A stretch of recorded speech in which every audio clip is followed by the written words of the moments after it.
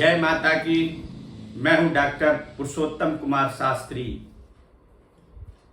यदि पितरों को बाल दान करते हैं तो मिलती है पितरों को मुक्ति और होती है धन धान की प्राप्ति। जी हां, दर्शकों, कहते हैं कि पितर पक्ष का महीना आता है और पितर पक्ष में यदि आपको अपने पितरों को तर्पण करना है तो कहते हैं कि सारे पितृ देवता, आप गरुड़ पुराण के अंदर में लिखा है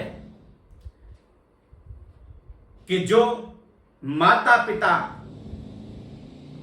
के देहांत होने पर या उनके श्राद्ध कर्म को करने के लिए बाल का दान आवश्यक है।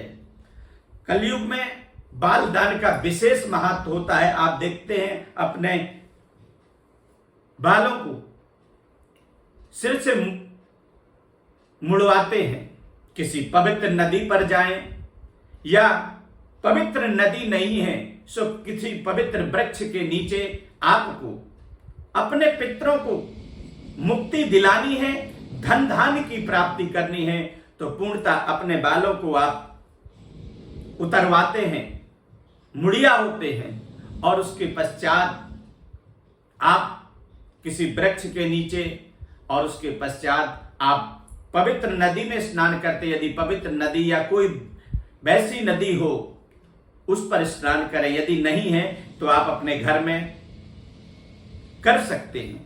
उसके पश्चात, क्योंकि बाल दान से जो संसार में माता पिता आपको सर्वस्व दे गए और आपने, कहते हैं अगर उनका देहांत होता है, चाहे वह किसी जाति का हो, किसी धर्म का हो, किसी वर्ण का हो, यदि बाल नहीं उतरवाता, मुड़िया नहीं होता, मुंडन संस्कार नहीं करता है तो यहां तक कि कहा गया है कि उसे पुत्र कहने का भी अधिकारी नहीं होता। इसलिए पितर पक्ष के महीने में आपको मुंडन संस्कार जरूर करना चाहिए और यज्ञोपवीत नया बदलना चाहिए। उसके पश्चात आप उनको तर्पण कर सकते हैं।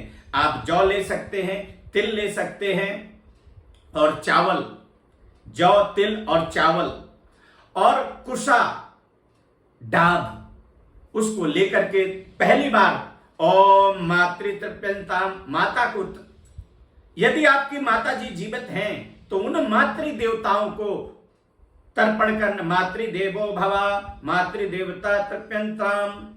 उसके पश्चात आप पितरों को ओम पितरस्तर्प्यंताम 3 बार आप देवता को एक बार तर्पण करें, फिर ऋषियों को तर्पण करें और पितरों को तर्पण करें। इसमें शास्त्र में कहा गया है कि कुश को अंगूठा के अंदर में रख करके और कुश रखें, जनों को अंगूठा में धारण करके कुश रख करके और 3 बार देवताओं को, 3 बार ऋषियों को, 3 बार पितरों को तर्पण करते हैं।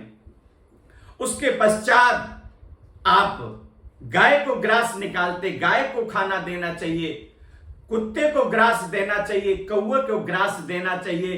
फिर किसी श्रेष्ठ ब्राह्मण ब्राह्मणी को अपने घर में बुला करके उनके पैर धो करके और उनको ब्रह्म भोज जमीन पे बैठा करके भोजन कराना चाहिए। यथाशक्ति आपको द्रव्य, दक्षिणा, वस्त्र, आभूषण इत्यादि आप यदि ऐसा करते हैं तो आपके जो पितृ देवता हैं वह स्वर्ग में वास करते हैं और स्वर्ग में वास करके आपको आशीर्वाद देते हैं। श्री वर्चस्मा युष्मा रोगमा विदाचो विनिम्यते धनम धान्यम वसुंभव पुत्र लाभम।